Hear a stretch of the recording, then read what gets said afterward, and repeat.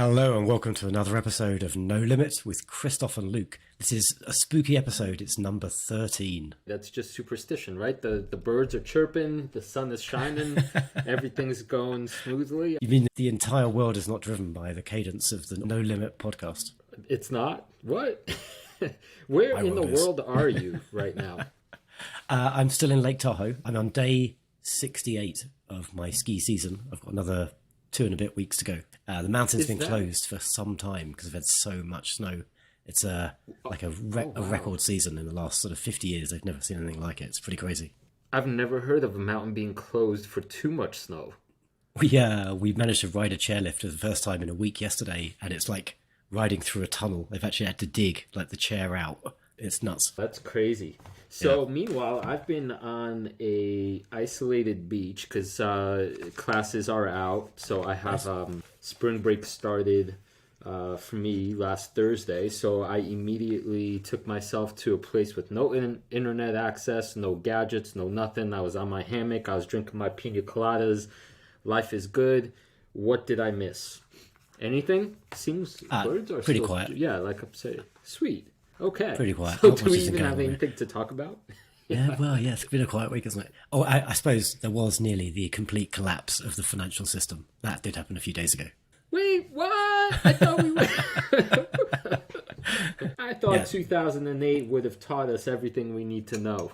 It pretty much did, but this was some wriggly little bank that doesn't quite fall under all of the capital requirements and the liquidity requirements that the big systemically important banks do. But anyway, we're talking about Silicon Valley Bank, and it's probably a good way to kick off today's podcast. Should I try to give an outline of what I think happened? Yes, please, because I am a banking fool and I really don't understand the ins and outs. I think you do. So give us the lay of the land, the big picture of what's going on with Silicon Valley Bank and the tremors, the earthquake tremors that everyone was feeling over the weekend. Yeah, and those tremors are still quaking, albeit we do seem to have a nice, clear resolution, at least for US depositors. So Silicon Valley Bank, focused on supporting the tech sector, kind of banking almost clients that for some of the bigger banks might be considered a little bit unbankable because they're so young, maybe pre-revenues in some cases, kind of a slightly unusual business model. And Silicon Valley Bank were interesting in that this was almost their entire client base. You know, if they called themselves something a little less focused, perhaps they'd have had a bit more of a broader business model, but they were all about banking these kind of clients. And what's happened in tech over the last year, 2 years? Well, if you're an investor in growth companies, you know painfully in your pocket that many of these tech companies are really suffering. And they're hemorrhaging revenues, they're hemorrhaging customers. They still have all their cost base, and so they're having to withdraw their funds from SVB, from their banker, because they've got to pay their bills, but they're not generating the same revenues they were expecting. And so SVB has been seeing quite consistent, strong outflows for quite a long time. So the kind of deposit base is shrinking. Now, that wouldn't necessarily normally be a problem for a bank. It's not great for the bank's business model, but it shouldn't be like a mortal risk of the bank. But unfortunately, SVB did some kind of silly things that they shouldn't have done. And the main thing is they didn't hedge their interest rate risk. From what I'm reading, like barely at all. But, you know, maybe there's a bit of grey here. But they certainly didn't hedge to the extent they should have.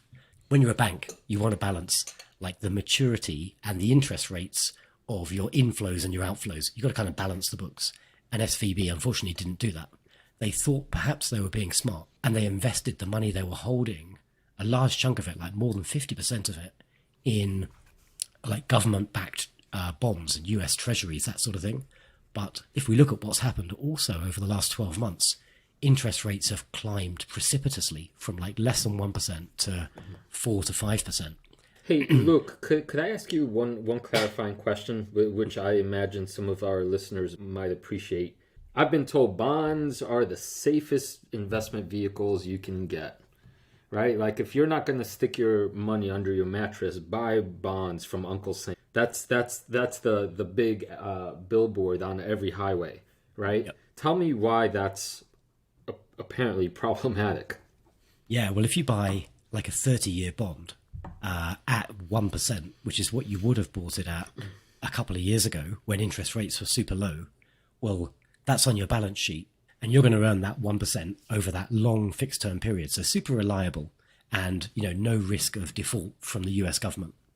But if interest rates rise and suddenly you can get 3 or 4% by investing, like sticking your money in a regular bank or buying a newer issue of that bond, well, the old issue of that bond is suddenly worth not a lot of money. The value of it goes down because it's only paying 1%, whereas like new bonds will be paying maybe 3 or 4%.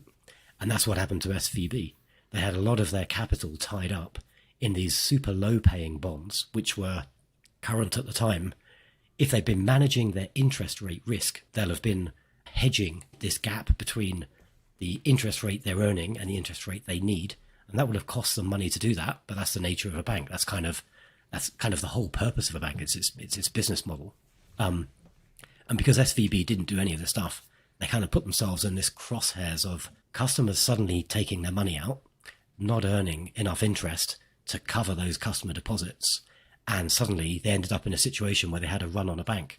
And presumably they've seen this coming for some time. They saw that they needed to raise some money to pay some of these customer outflows. Suddenly that spooked customers. They were like, hold on, how come my bank doesn't have enough money to pay me? They're having to raise money to pay out my deposits. And then you had a run on the bank where all of the customers suddenly were flocking, literally queuing up in the streets, trying to get their money out, and the bank didn't have it. So they've effectively gone into like the banking version of receivership over the weekend. And really good news for deposit holders is yesterday, Sunday the 12th, the US government have announced that they're going to make whole all US deposit holders. So normally you're only insured up to, I think, $250,000. And now the government are making that an unlimited guarantee. And they'll make that money available today. Because we were all in a bit of a panic that the companies we're invested in, a lot of these little sassy type, fantastic little growth companies, might be in really big trouble if they've lost like a huge chunk of their own balance sheet. All right, Luke, that's a lot. That's a lot for a bear of little brain like me to process. So can I rewind the tape a bit and ask you just for some clarifying points? Going back to this concept of bonds are really safe. That is a thing, right? That is a thing in the investment world, right? Like it's one of the, if you're very risk averse, invest in bonds and don't think twice, right? Yes, absolutely. If I'm managing Silicon Valley Bank and I think to myself, okay, I have a massive inflow of deposits from the venture capital world, and I don't want to be egregiously stupid with it, I'm going to invest it in these really safe asset classes, including, I guess, primarily bonds, only to find out, turns out that in the situation of extremely quick rate hikes, the bonds lose value, but that loss doesn't show up on the balance sheet, right? Because of the maturity date. But am I, as the management team, acting irresponsibly? And second piece of that question is, in hindsight, now that things are obvious, what ought they have done instead? Yeah, there's a couple of things to dive into there. I don't know if I'll do full justice to this, but actually, as a bank, your business model isn't to take customer deposits and stick that money in low-risk treasuries and low-risk bonds. Your business model actually is to loan that money back out at a higher rate than you're paying. So you're making, like a small margin. This is why banks have been a terrible investment and a terrible sector for the last decade or so, where we've been in this almost zero interest rate environment because they have such a tiny margin. Now we're in like a 4-5% interest rate environment. It's actually great for banks that are operating effectively and managing their risk properly because they can earn a bigger margin because they're loaning out money at the same time as they're borrowing it. So what you're saying is, in this instance, even though bonds are classified as extremely low risk, it's still an investment. It's still one of those low risk doesn't mean no risk. Precisely. And banks have to take risk. Like, not take risk in that they, the risk of going bankrupt, but they should be extending credit to their customers. Some of the customers who need money, and they're holding money for the customers who have excess money. but they should be making a margin on the balance of their inflows and their outflows.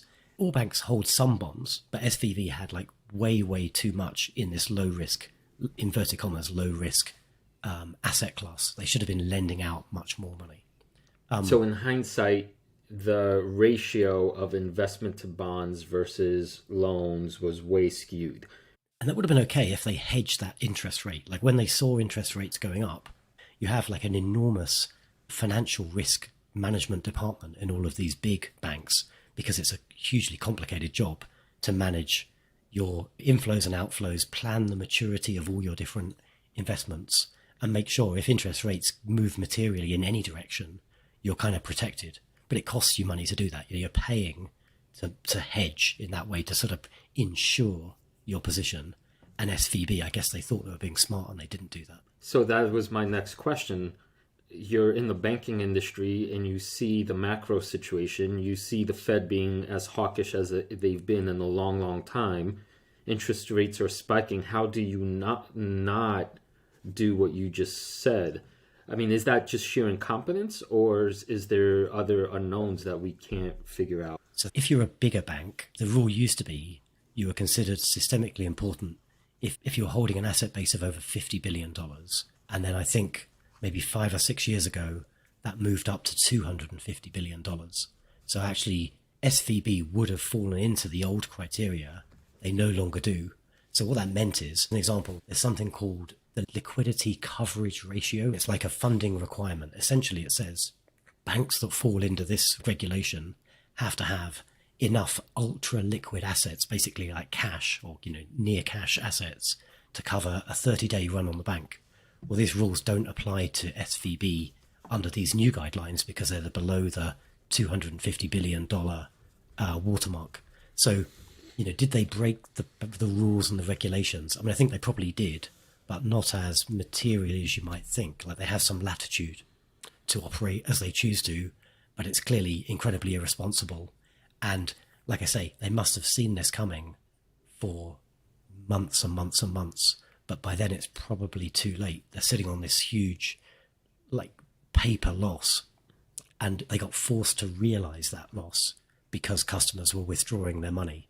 So they were sort of unlucky in a sense, but also, their irresponsibility and poor decision making put them in a position that this bad luck could strike and, strike them mortally as it has done. Yeah, when I'm sitting at the poker table, I know luck is going to enter the equation to a significant degree, and that's part of the structure, right? What was the market cap on Silicon? It was the 19th largest bank in the U.S.?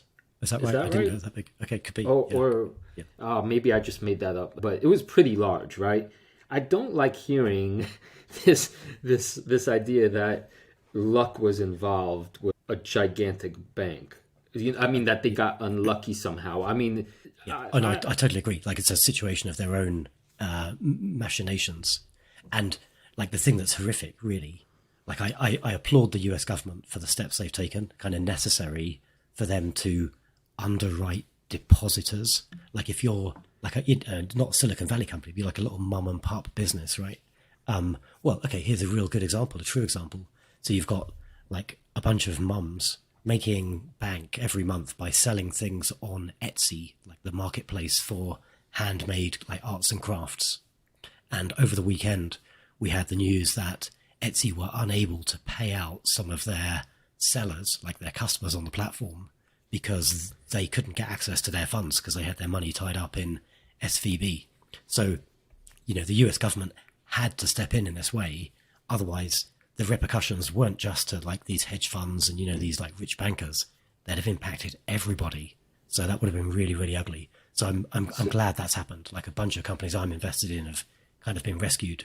But if you're an investor in SVB, your share capital is worth zero now. And that's kind of as it should be. Your company mismanaged things pretty badly. So a follow-up question for you. I think we'll need to go into the fallout and the venture capitalist firms that might have been affected, not affected, and all that. But before we get there, Luke, on the most fundamental level, is not the Federal Reserve's literal job, like their little shingle outside the window that says, if there's a bad say, situation at your bank, like a bank run, our job is to shore up the temporary outflow of cash so that you remain solvent. Is that not like a way to understand that, unlike say 2008, where I guess the whole system was infected via over leveraged useless investments, right? That in this case, the bank had this, say,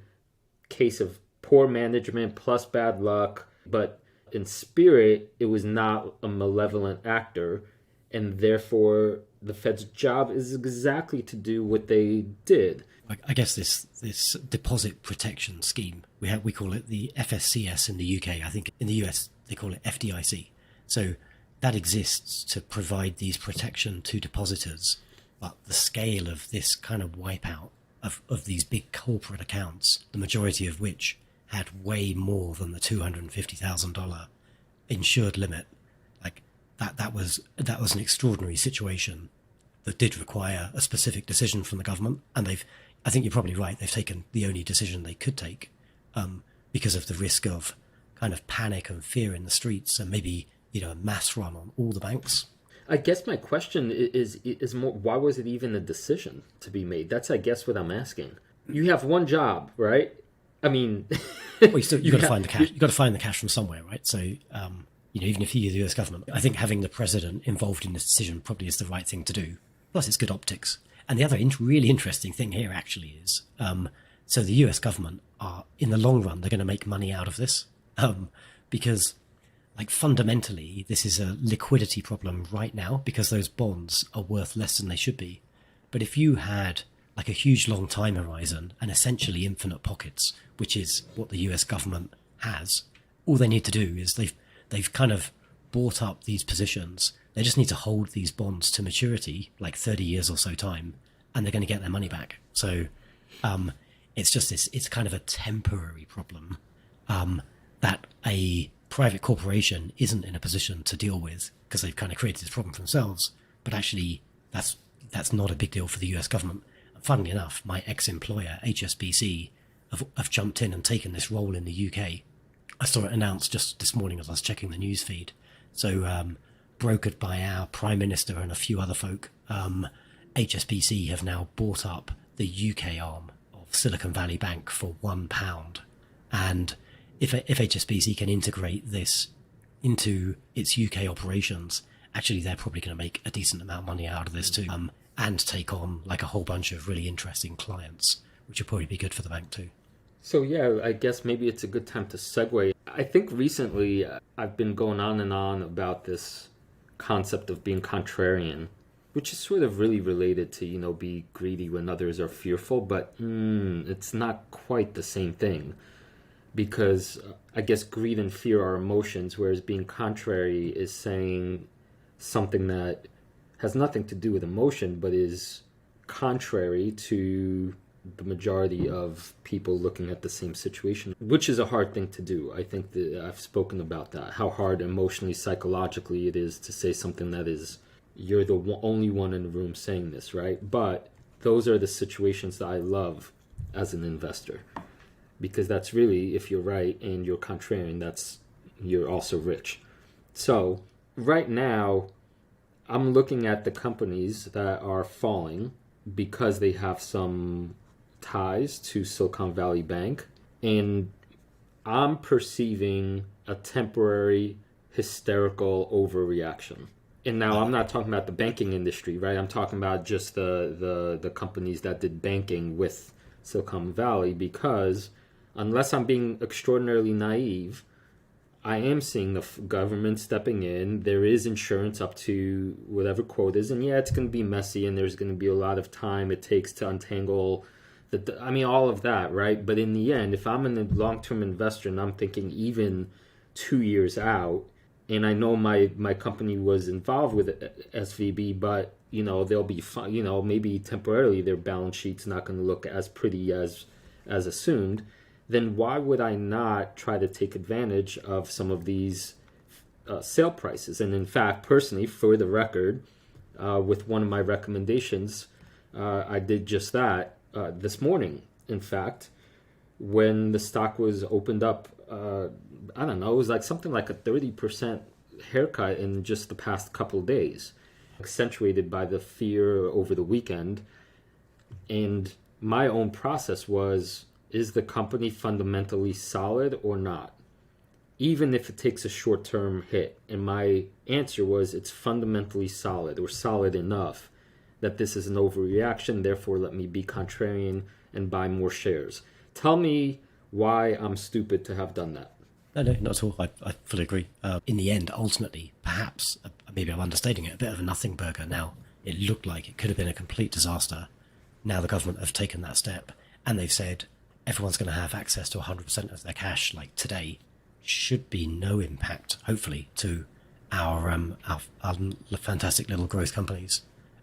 Probably there'll be some like operational complexity for everyone, because I imagine like CFOs are having emergency meetings all around the world right now and saying, like, guys, where do we have our money? We need to spread it around a little more.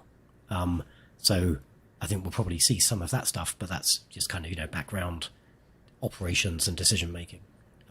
But yeah, if you've picked up some stuff at a 30% discount a few days ago, that's probably going to serve you very well in the years to come. And right, this reminds me too that the operational excesses that we saw in 21, 22, I guess Elon is the poster boy for saying all of these companies are bloated to, like a bloated like a what? Like a fat, I was going to say fat cow, but I'm not sure if that's a good metaphor. Anyhow, they were already in the process of extreme cuts. You're right. All of the big tech giants, right? It seems to me that this is yet more incentive that sends out yet another signal to everybody that unless you become as a chief executive in your company, unless you put cash and operational efficiency and excellence at the tippity top, and you leave yourself enough runway for the next, 2 years, then you're being negligent. And so my prediction is, I guess, that from an investing standpoint, that the companies that are already cash flow positive and operationally positive probably will end up growing bigger and stronger faster because they've been doing it all along. And that the companies that were somewhere caught in the good enough or excessive kind of structure, they're about to have severe layoffs. And we're seeing that right now, even before this weekend. Everyone's tightening their purse strings, seeing what's coming with the recession, and then they're trying to make sure, shore up their balance sheet, shore up their outflows, and make sure they can kind of weather this storm. But you're absolutely right. Like companies that are already free cash flow positive and growing at a nice rate, I think we'll see them accelerate versus those that were perhaps sort of struggling before this environment was upon us. So, Krzysztof, that was a pretty light run through of what's been happening with SVB and in the markets generally. Shall we have a quick reflection on what's happening in March? We're running March Madness at 7 Investing. And if you've been following Simon Erickson on Twitter, you'd have seen him tweeting out every day last week our March Madness brackets. And we're pitching 16 fantastic companies up against each other. And I'm not really a sports guy, but we've got these brackets. It's going to 16 to 8 to 4, and then we'll have an ultimate winner at some point. I think the championship is on the 23rd of March.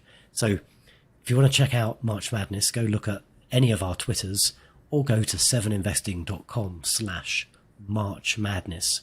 If you're on the Twitter, you can have a vote, have a say in who you think should go forwards to the next round. I've got my favourite horse. I wonder if you have someone you would predict as being the winner. Noting that we're recording this on the 13th of March, and so we're still in round one. We've got no idea who's really going to make it to the end. I do have my horse, and it is Tesla. Tesla, right? Wow, big market cap today. So you think Tesla's going to deliver the greatest investing returns over the next 3 years? Up against those other 15 fantastic companies. Yeah, I think Tesla's going to win the tournament, but I'm not sure. I think other companies have a better shot at producing overall returns from today's price. But tournament-wise, it is two separate questions. you're right, Tesla's got a strong chance, right? It's a divisive stock, but probably an investor favourite.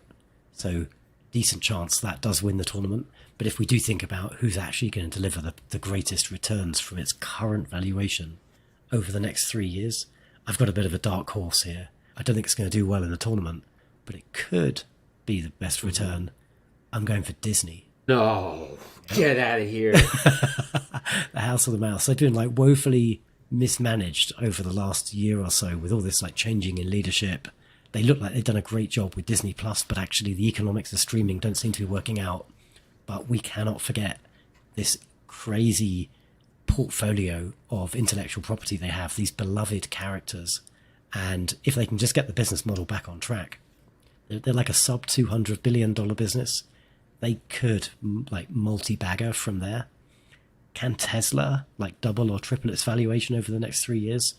Maybe, but my money's on the smaller company. I do not think it's impossible for Tesla to triple from these prices, given what's coming in the what they're about to reveal in their energy revenues with the mega packs.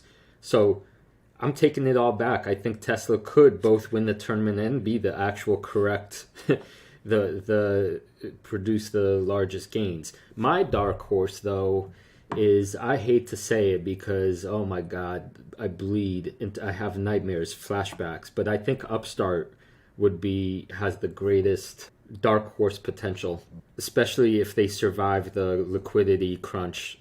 And if there's a Fed pivot sooner than later and banks start getting serious about becoming more efficient with their processes, Upstart has such immense upside. They are not to be trusted. I've learned that the extraordinarily hard way. So, yeah. Good stuff. So you've got our predictions. I think we're probably both saying Tesla for the competition, but maybe it's Tesla versus Disney versus Upstart for the real returns. If you want to have your own say, go check out our Twitters. I'm at 7 Luke Hallard. Krzysztof, you're at 7 Flying Platypus. Or go check out 7 Investing at Twitter and go have your own vote in the March Madness. We're voting every day this week and next week. Sweet. Shall we talk a little bit about smart contracts, Luke? Let's do that. I'm keen to hear what you've gleaned from reading the ARK Big Ideas deck. I didn't really learn much because I'm invested in this space in one particular company, which I'm happy to mention because at 7 Investing we don't offer crypto recommendations, but one of my highest portfolio holdings is Chainlink. It's complicated, so I don't really want to get into the details, but it's a DeFi, decentralized finance oracle that is essentially a bridge. It works as a bridge of data from the real world, and it helps that data go on chain into the crypto world. That's kind of its function. And the thesis is there can only really be one such oracle network, kind of like there could only really be one internet. You know, I'm sure there are multiple kinds of little sub-internets, but really there's just one predominant network. And my thesis is that Chainlink will be that dominant bridge. But that's neither here nor there. You and I were having a kerfuffle of I guess I love that word because you threw some fine words my way when I picked Coinbase to advance in the tournament, and I was wrong, and mistakes were made. But correct me if I'm wrong. You squeezed my shoes over crypto being funny money, or that whole space being funny money. Is that accurate? Yeah, I got some crypto, but I'm kind of skeptical about that part of my portfolio. Tell us why smart contracts are the future, though. So here's the thing. I mean, this couldn't be more apropos for the moment we're in. The investment case is actually extraordinarily straightforward. How simply can I explain this straightforward investment case? Blockchains are the technology. I think of it as the math and the computing. So I just think of it kind of as a global computer. When I think blockchain, I think global computer that handles transactions. And the magic of this global computer is that anytime you have a transaction that runs on it, it's transparent. and it's visible to everybody. And there's no way to alter it. It's a public ledger, I guess, is how I think of it, right? Now, what does that have to do with smart contracts? Smart contracts are, if you think about it, as applications that live on top of this computer that offers you transparent receipts. So, the world we live in now, primarily, is a world in which if I want to send you $10, I go to my bank in some form or fashion, right? And via the banking system, I get my money from me to you.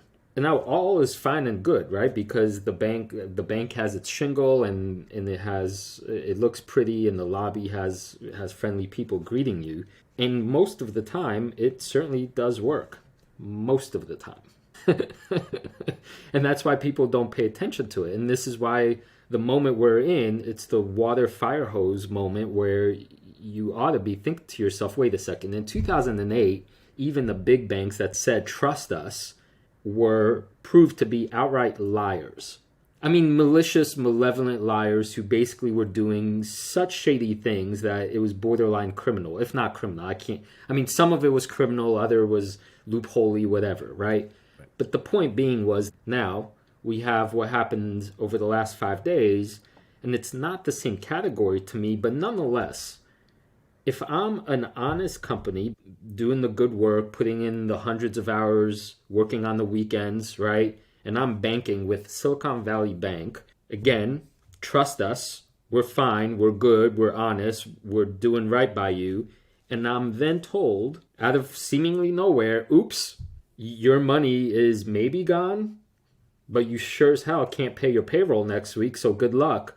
That whole trust us piece is, I don't know how to better explain it. I could feel myself getting emotional because I'm throwing my jabs right now if you can see me on the YouTubes. But what I'm saying is, even if 99% of the time trust us ends up working fine, that 1% should scare the living Jesus out of anybody that handles money. So what does the smart contract and what does the DeFi protocol that runs on blockchain offer? It basically says, once you start transacting via smart contracts, you're taking all the middlemen out of it, and you're going to program in some condition. When Luke is right about the March 23 Madness contest, I'm going to wire him the $100 I owe him at this date, and there it is in the computer, and there is no... The money will then be taken out of my account and into Luke's, and there is no percentage lost, and there is no... The middleman, the trust us piece, basically gets completely taken out of it. So that's, I think, the primary case for smart contracts. And from my perspective, I just can't unthink this. It's like one of those things, like once you see it, I can't unsee it.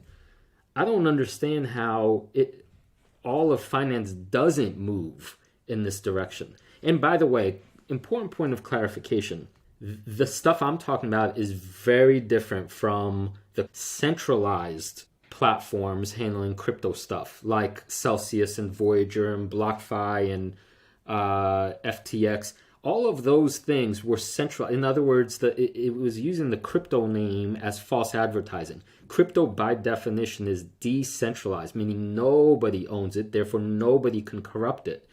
And so while all of that shit show was collapsing, the decentralized finance players were still doing the work, we're still growing the blockchains, we're still writing the applications, and the flows from all of that remain steady. And what I'm seeing as of this morning is, by the way, Bitcoin is up a lot and Chainlink is up a lot. All of these things, my claim on this show to you is are honest players. And that the whole thesis investment is this is honesty in its crudest, rawest form. There is no such thing as manipulating your numbers. And that's the other thing I remembered, Luke. The big concept here really is something called proof of reserve. In other words, it applies so beautifully to the Silicon Valley Bank thing. Just because your balance sheet says you have so much money in this form, or your CFO or CEO says you have enough deposits, bullshit. Prove it to me. And via smart contracts, that's basically what it does. It's like publicly, you could at any moment see exactly how much some entity has or doesn't have. To me, it solves one of the greatest problems, really. I mean, humanity still has left. These kinds of tremors in our financial institutions, which could pretty much bring us back to the dark ages if it all does go to hell, is solved via smart contracts. So, boom, boom, boom. I'm not going to argue with you. I think the fundamental technology you're right about. My only block is that there's no real true application of this stuff right now. It's not to say there will never be, but there's no one's using smart contracts in any material way beyond like a bunch of super like niche nerds kind of messing around trading stuff. No one's using this for anything at scale. At scale yet. I'm glad you qualified that, because I was about to come back at you, and unfortunately I have to go. So it seems like we need to talk about the other piece of this, which is Bitcoin and then the NFTs and all of that, because I'm gonna take your claim and put it through the ringer. Okay, we'll pick it up in episode 14. We can resume our sparring. Yeah, so I guess today was a kind of quick and dirty, fun with finance and the banking system episode. For anybody listening that is having direct difficulty because of the situation, my heart goes out to all of you, because this is an incredibly stressful moment. I hope everybody makes it through okay. Yep, 100%. I think we've all gotten away with it as investors, but it did feel like a bit of a close call. Anyway, a kind of happy place to leave things, perhaps. Maybe we're recording in 2 weeks' time. Maybe we'll see if some of those repercussions played out or not. Plus, we'll see if our predictions for March Madness came true. All right, yeah, looking forward to seeing you soon, Luke. Okay, dude. If you enjoyed today's episode, do us a favor and share it with a friend. Otherwise, we'll catch up with you in 2 weeks for episode 14.